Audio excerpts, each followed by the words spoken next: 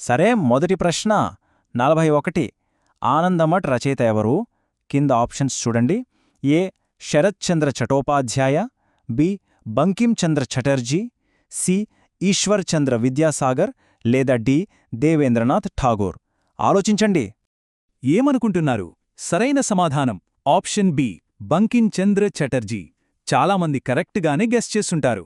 మరి అసలు ఈ ఆనందమఠ్కి అంత ప్రాముఖ్యత ఎందుకో ఇప్పుడు వివరంగా చూద్దాం. చూడండి, ఈ ఆనందమఠ్ అనేది 1882లో రాసిన ఒక బెంగాలీ నవల.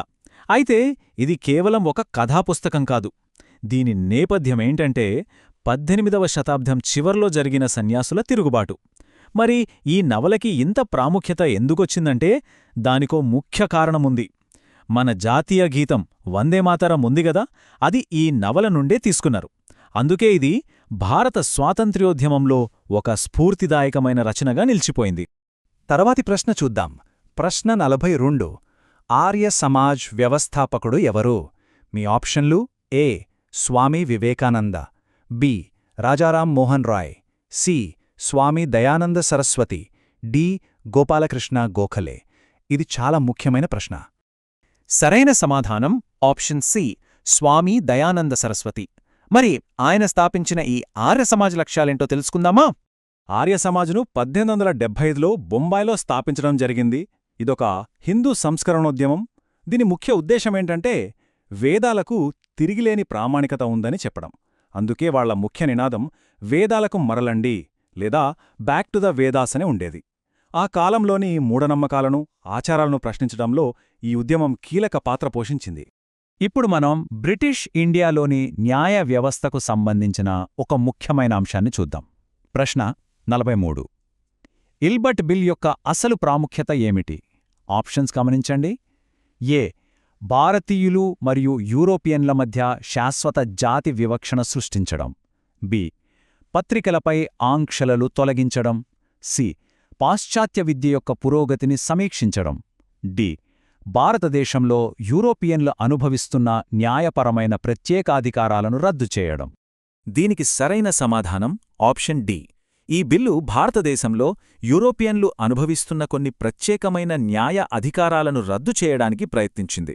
అసలు ఈ బిల్లు ఎందుకంత వివాదాస్పదమైందో ఇప్పుడు చూద్దాం.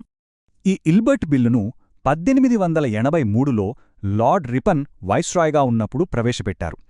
దీని ముఖ్య ఉద్దేశం చాలా సింపుల్. భారతదేశంలో సీనియర్ ఇండియన్ జడ్జిలకు కూడా బ్రిటిష్ వాళ్ల కేసులను విచారించే అధికారమివ్వడం. అంటే న్యాయం ముందు అందరూ సమానమే అని చెప్పడం. కాని తమను భారతీయులు విచారించడమా అని అక్కడున్న యూరోపియన్లు దీన్ని తీవ్రంగా వ్యతిరేకించారు.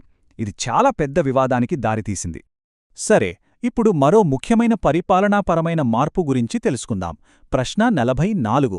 గవర్నర్ జనరల్ ఆఫ్ ఇండియా అనే పదాన్ని వైస్రాయ్ ఆఫ్ ఇండియాగా ఏ చట్టం మార్చింది?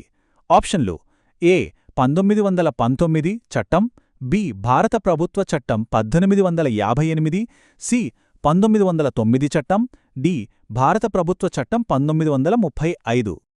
ఇక్కడ సరైన సమాధానం ఆప్షన్ బి భారత ప్రభుత్వ చట్టం 1858. ఈ మార్పు ఎందుకు జరిగిందో, దాని వెనక ఉన్న కారణం ఏంటో ఇప్పుడు చూద్దాం. మనకు తెలుసు, 1857లో సిపాయిల తిరుగుబాటు జరిగింది గదా. ఆ తిరుగుబాటు తర్వాత బ్రిటిష్ ప్రభుత్వం ఈ చట్టాన్ని తీసుకొచ్చింది.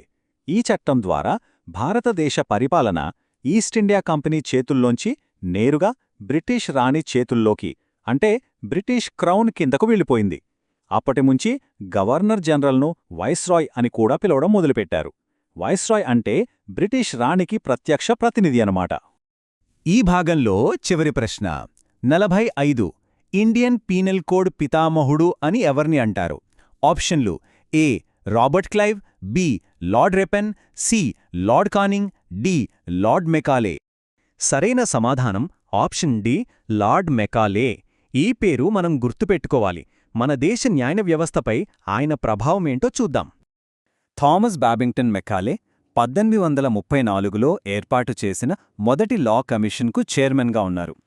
ఈ కమిషన్ ఇచ్చిన సిఫార్సుల ఆధారంగానే ఇండియన్ పీనల్ కోడ్ అంటే ఐపీసీ డ్రాఫ్ట్ చేశారు. ఈ కోడ్ 1862లో అమల్లోకి వచ్చింది. ఇప్పటికీ మన దేశంలో ప్రధాన క్రిమినల్ కోడ్ ఇదే. సో మన న్యాయ వ్యవస్థకు పునాది వేసిన వారిలో బెకాలే ఒకరు.